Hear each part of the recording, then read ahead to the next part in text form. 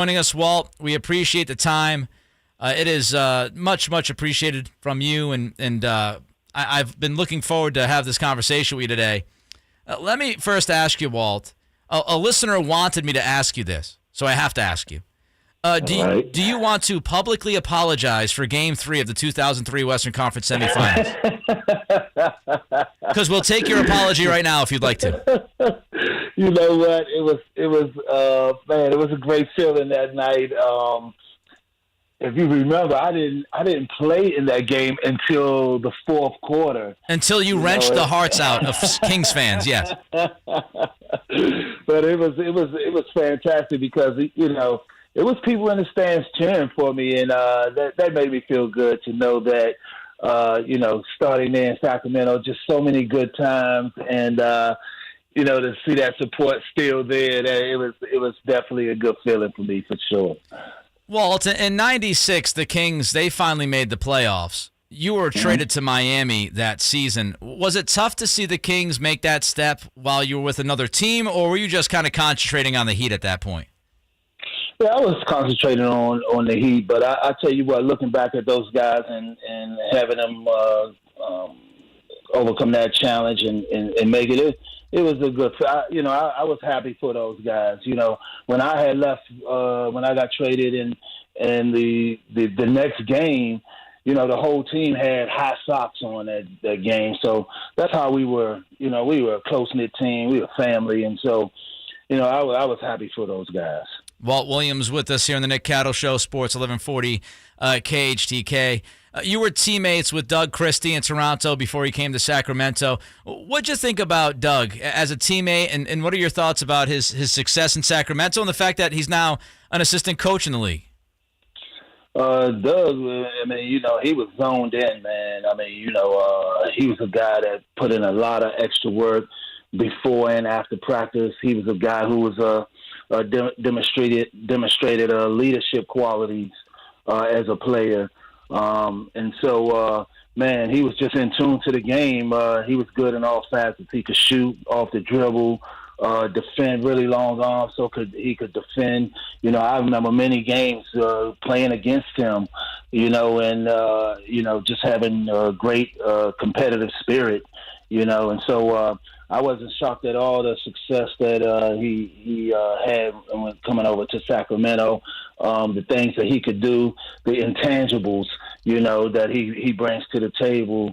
I knew that with the team that roster that Sacramento had back then. I knew that he would be a big piece to the puzzle for them, and it also not surprising that he's a coach now, because, like I said, he was a leader as a player. He had those qualities as a player, so you can see that in him, and so it's not surprising to see him as a coach now.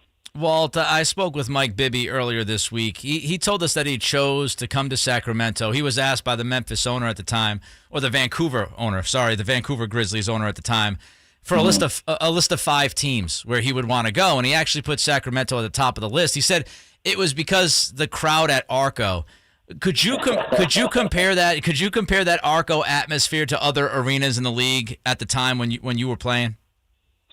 I never paid attention to how, when we would play on the road, how that team would cheer for their team. I really didn't pay attention to that as much. So you kind of notice it as you go to different teams, and now you become a part of a different fan base, and that's when you kind of notice, you can compare, crowds to whomever. But, the Sacramento Kings, that fan base, definitely in the upper echelon for sure. We sold out every game just about. The fans were energized to a whole nother level. And we wasn't a team that had a lot of success back in those days either. Right. With the cowbells and the deafening loud cheering. It was unbelievable.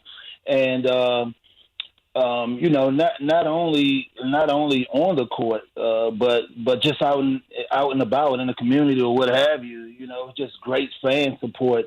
I can remember after games riding up the tunnel in Arco Arena, and it would be hundreds of people sitting out there waiting for you, and we would roll the window down, and people sticking their hands all in your car, for autographs and stuff like that. But it was just a cool environment. I really enjoyed myself playing with Sacramento, even in the off seasons, hanging out at Ranchos and Malarkey. We used to hang out.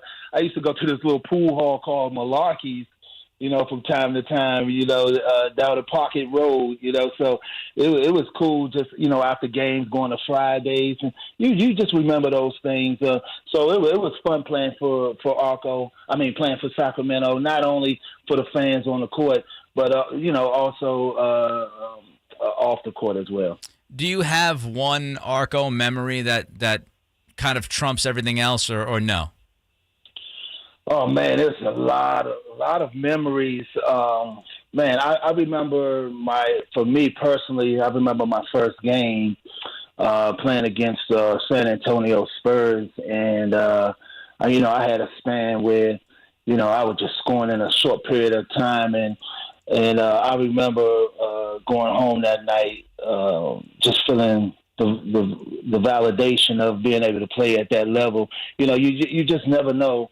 You're going through practices and training camp and things like that, and you understand as playing at the highest level in college that practices are different than the game. So just anticipating playing in the game and just wondering if you belong. And so getting that opportunity at that first night and just playing the way I did, it was just a great feeling, and I felt like I had arrived, and that built a lot of confidence in me for the remainder of my pro career. Last one for you, Walt. I've got to ask you about the socks. Everybody wants to know about the socks. I'm sure you've been asked 1 billion times, but you were known for the high socks up to the knees. Where'd that all come from?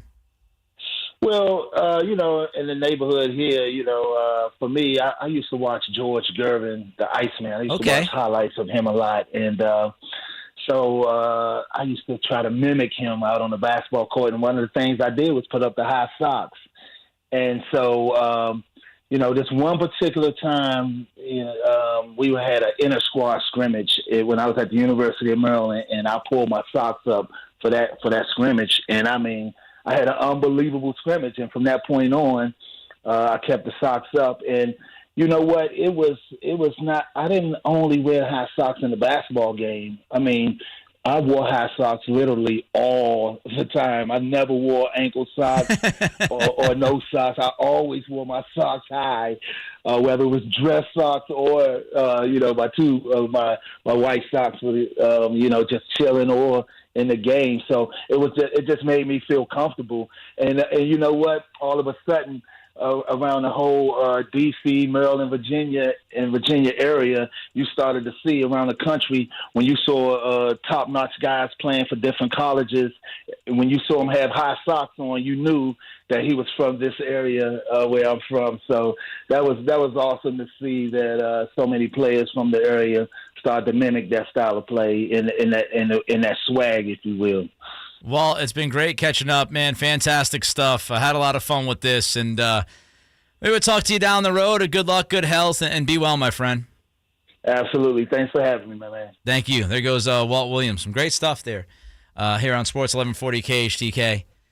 He did not publicly apologize